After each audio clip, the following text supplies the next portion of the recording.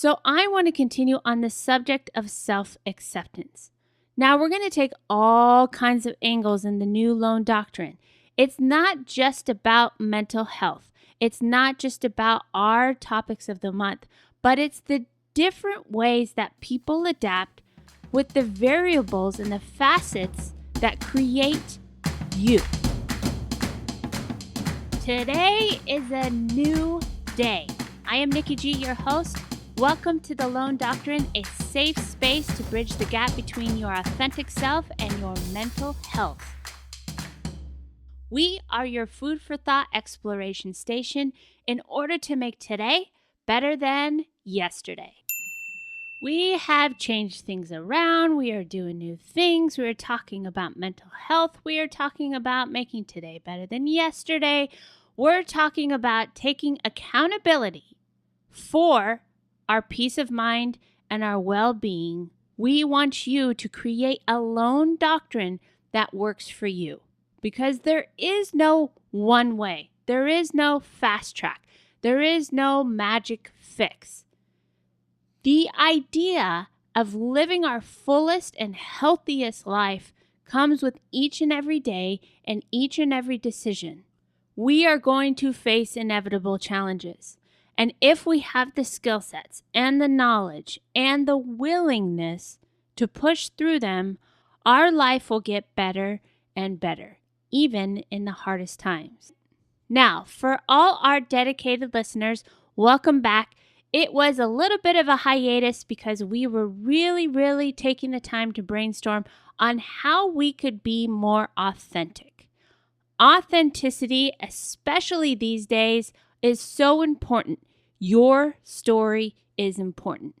We are going to continue to choose the topic of the month that will help us understand ourselves better, because I believe, and I'm a big advocate of, when we find more peace within ourselves, we'll find more peace in the world and with others. It's when we have this constant conflict within ourselves that it seeps out and creates conflicts to the world around us, to the people we react with, to the people we don't even know, to the day-to-day perspective on how we see our life and how we approach challenges, how we approach hardships, and how we approach those times where we feel we have nothing to give, but we have everything to give. We just have a world that's constantly picking us apart. So I want to continue on the subject of self-acceptance. Now we're going to take all kinds of angles in the new Lone Doctrine. It's not just about mental health. It's not just about our topics of the month, but it's the different ways that people adapt with the variables and the facets that create you. No matter how you identify, we welcome all walks of life. So for myself, I'm going to be very candid. It took me a long time, and I'm still working on it, to find self-acceptance. I am a member of the LGBT community, and even when I say that, I find myself getting a little nervous. I find myself getting nervous even saying and accepting the fact that I am gay. Now you might be wondering, why is this important? Well, it is and it isn't. What happens in society when we put those labels upon ourselves? We then tend to think we have to fit in this box. And I kind of want to rip open that box today, because that's what's given me the most hardship in my life. There was this authenticity when I was a child where being gay wasn't a big deal. Being gay was part of me, part of the hundreds and thousands of things that make you you. Now, it's not just about being within the LGBT community, and although we're putting a lot of focus on that community, it doesn't matter how you identify. What matters most is what makes you feel the most authentic. What matters most is your truth. And what matters even more is accepting others and doing our best to understand each other's truth. Because it's within those boxes that conflict happens, not only within ourselves, but within the world. If we don't fit into this super rigid box, it could be anything for women. If we're not skinny, if we're not beautiful, if we don't look like the cover of a magazine, we have a long list of expectations that are put on us from a very young age. For men, the same thing. If you're too big, maybe you're too small, you're not tall enough, you don't look like the guys on GQ, you don't make enough money, whatever it may be, you go another layer, then we start talking about the color of our skin and how we identify as a gender and how we identify as our sexual orientation. It's these layers upon layers of expectation, of expectation, of expectation. And little by little, that authenticity that we've held as a child gets broken down.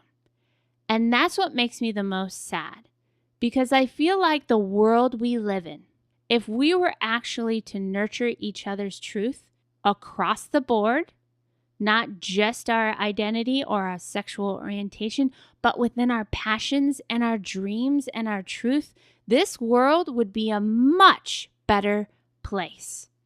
It's when we start nitpicking, it's when we start judging, it's when we start holding people to these unrealistic expectations and this unrealistic idea of fitting in the system. You go to school, you go to college, you get a job, you have a family, you retire, and then you die. That's not what life is all about. There's much more to life, and now that paradigm, that structure, that idea of what life should be is drastically changing by the day. We are coming into a new world. And within this new world comes change. And change can be really hard.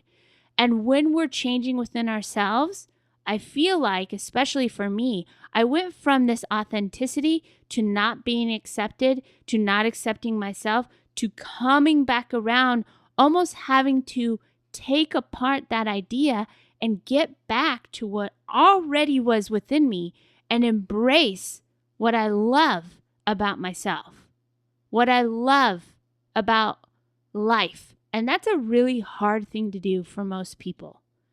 That's a really hard thing to do no matter where you are in the world and who you are destined to be. So as we dive into this month a little bit more, we're going to talk about self-acceptance and how to practice self-acceptance.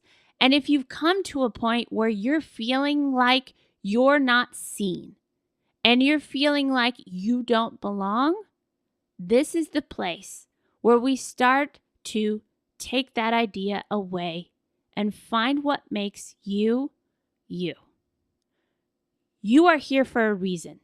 I am putting myself out there and being as authentic and candid and transparent as possible so I can share my story to realize that, one, you're not alone, and two, as drastically different as you think people may be, there is a bridge that brings us together to accept each other, to realize that all of this conflict is unnecessary. All of this conflict is being taught. You're being taught to hate.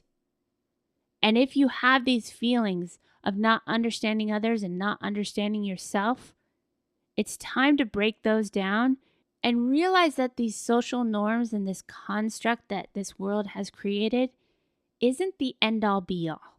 It's time to find our truth. It's time for you to release your truth. But more importantly, it's time for us to find peace of mind. And that is my ultimate goal, for you to find the peace so you can make this life the best life. And more importantly, you can keep fighting the good fight.